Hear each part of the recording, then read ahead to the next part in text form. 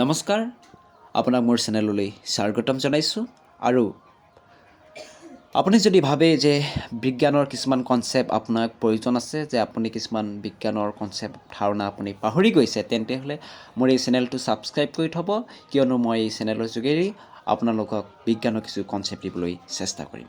আজি প্ৰথমটো কনচেপ্ট হৈছে ৰক্তৰঞ্জক বা হিমোগ্ল'বিন কি? যে ৰক্তৰঞ্জক বা হিমোগ্ল'বিন হৈছে লোহিত ৰক্ত কণিকাৰ ভিতৰত থকা এবিধ লোহিত বনা নামক বস্তু। হিমো নামৰ এবিধ ৰঞ্জক আৰু গ্ল'বিন নামৰ এবিধ প্ৰ'টিনৰ যৌগ।